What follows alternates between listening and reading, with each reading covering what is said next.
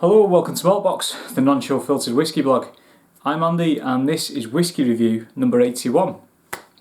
What I have for you today is a Speyside single malt Scotch whisky from a very well known distillery.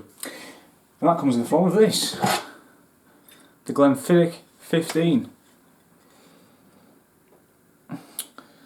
It's very, very famous triangular shaped bottle.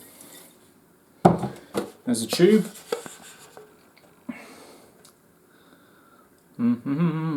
Da, da, da. Just seeing myself on camera, I realise I appear to be wearing the same colour as the whisky. Right, cool, brilliant. Anyway, moving on. So, Glenfiddich 15. Glenfiddich is a very, very, very famous Speyside distillery. It's a very famous distillery no matter what the region, no matter what country. Chances are, a lot of you will have drunk Glenfiddich at some point, be it at the start of your whisky journey or somewhere along it. It is often the start of a lot of whisky journeys for a lot of people because it's very, very widely available. They have a running competition, if you will, with Glenlivet to see who can export more whisky, how many cases per year are sold. And we're not talking small numbers either. We're not talking like, 500,000 cases. We're talking in the millions, tens of millions of cases of whisky being sold. It's not a small distillery by any stretch because demand is there for it not to be. So you've got the Glenfiddich 12-year-old, which I did review, 3 years ago, 4 years ago, something like that. And I don't think I ever got around to the 15.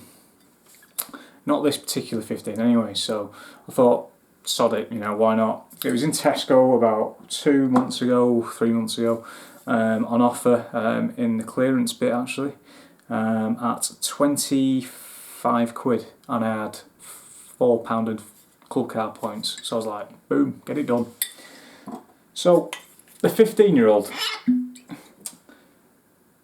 it's quite...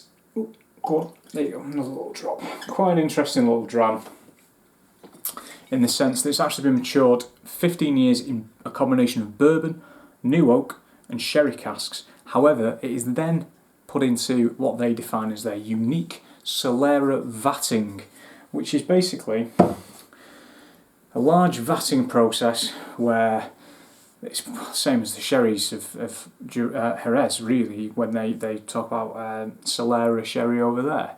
Now, that is basically where you don't take it all out and put new stuff in. It's a constant living being, a bit like the blend that I've got on that you can't see off screen. When I have something that I finish, I put it in. If there's like that much left in a bottle, either I've not been getting on with it or I just fancy opening something new, I'll put it in that blended bottle. It's effectively Solera, if you know what I mean. I'm not just dictating and putting certain things in. I'm putting everything in. But for the Glenfiddich 15, it's basically they're never. You've got spirit in there that's been in there for years. At a molecular level, I guess. It's constant evolving beast. So there is going to be influence from previous batches and future batches. So it's going to be, it's quite an interesting concept. So it's not natural colour. It's chill filtered. It's bottled at 40%. It usually retails between 35 to 40 quid in the supermarkets. Probably usually at the higher end, if I'm honest. But you can find it on offer like I did for 25, 30, I've never seen a 25 before, to be honest. That's why I bought it. But usually it sits about 35 quid, something like that, or 30 quid when it's on offer. Now, Glenfiddich as a distillery is owned by William Grant, who, along with a few other sort of very well-known Scotch whisky families, are very fiercely independent. So William Grant also own Ailsa Bay, Balvenie, and Kinninvie distilleries, as well as grain distillery Girvan. On the nose. I think, for me, when people talk about sherried whiskies, not just with other whisky people and other whisky geeks, but you know, if you get a mate that's just getting into whiskey or hasn't really tried any of it before, and they talk about sherried whiskey, and Speyside sherried whiskey in particular, Glenfiddich 15 for me is one that sticks in my mind because it's a stalwart. It's been there for donkey's years, and it will be there hopefully for many more years to come. I'm not saying it's the be all and end all, but far from it, of sherried Speyside whiskey, but it's incredibly famous, and Glenfiddich have done things the way they've wanted to do them for so long, and it's worked, and they continue to do it. And it's just one of those, it's ever present. You will very rarely go into a sizable supermarket, even small supermarkets, or sometimes corner shops, and not see a bottle of Glenfiddich there. You know, it's quite rare that that would happen because it's so widely available, and that's how they've kind of made their mark. You know, people can buy it. So, anyway, back to the nose. Sorry about that, guys. Very traditional sort of Christmas cake. Yes, I know. Christmas cake, brandy salt raisin notes.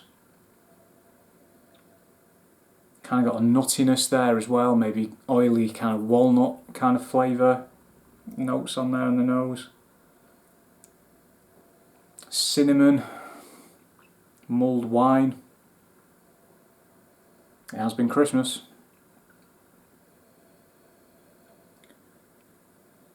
Bit of pepper, spice.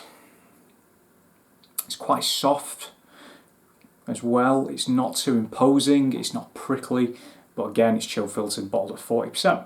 So this is not a craft presentation, don't get me wrong. This is very much a needs must kind of thing, I think, when it comes to the way that it's been presented. Because, you know, obviously if they're watering this down to 40%, down from, you know, even if you up that to 43, that's going to take a hit on your bottom line quite considerably for an operation of this size. Is it ideal? No, but that's economics for you. That's business.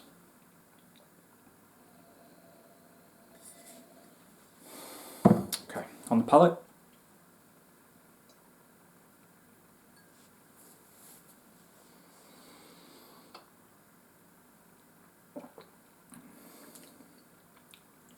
Disappointingly thin in terms of mouthfeel, but it still packs quite a lot of complexity and flavour.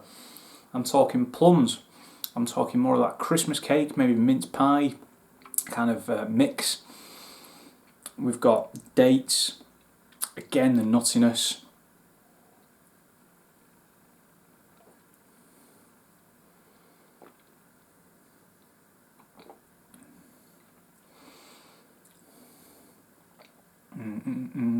Maybe sort of red berries, nothing tart like raspberries, maybe something sweeter like a loganberry or a blackberry, something like that, maybe a blackberry pie. You can tell the sherry influence here, don't get me wrong. This is the thing. Yeah, it's 40%, it's chill filtered, it's coloured, but in fairness to it, it's still quite complex, both on the nose and the palate. The finish lets it down. The finish is quite short. Get that nuttiness, and then it's kind of like maybe a raw cookie doughy kind of flavour, and then that's it. It's just kind of gone. A little bit of warmth, and then see you later. I'm not going to bother adding water because what's the point, really? What is the point?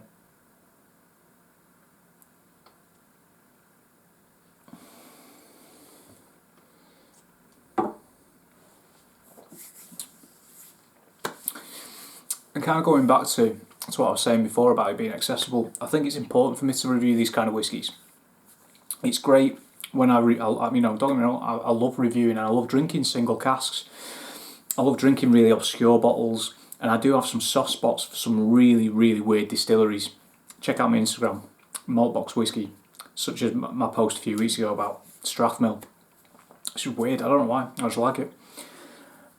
But Glenfiddich is something that is going to be widely accessible, not just here in the UK, but to any of you guys that are watching abroad. And it's something that's well known. It's something that you'll likely get at a bar. And it's not something to turn your nose up at. You know, I mean, these guys know what they're doing. They've been doing it for years. That's why they're still around and why they're so popular. There's a reason they sell like over 10 million cases a year. It's not going to be crap. You know what I mean? They know what they're doing. And just because it's a large distillery or a large company isn't a reason to turn your nose about it. If it's there to be drunk, it's a nice dram. It's an everyday drinker, this, in my opinion. Particularly at this time of year, you know, we've come after Christmas, you know, we're heading in sort of like the middle tail end of January. And, you know, it's affordable. It ticks a lot of boxes for a lot of people. With that in mind, I'm going to give the Glenfiddich 15 a 5.5 out of 10. It's a nice little dram. It is a nice little dram, and 5.5 isn't a bad score. And I'd like to reiterate that. I know it doesn't sound great, like 5.5 out of 10. I mean, it's not 10, is it? Well, yeah, but it's not 1 or 2 either. And there's a lot of things that contribute to it, such as presentation and things like that. And for me, that's quite important. But it's a nice little drop. It is. I can't say anything more than that. It's a nice, very well made little drop. The presentation lets it down, yes. It's a very traditional, very well known whiskey, and you could do a lot worse. Thank you very much for watching. See you soon.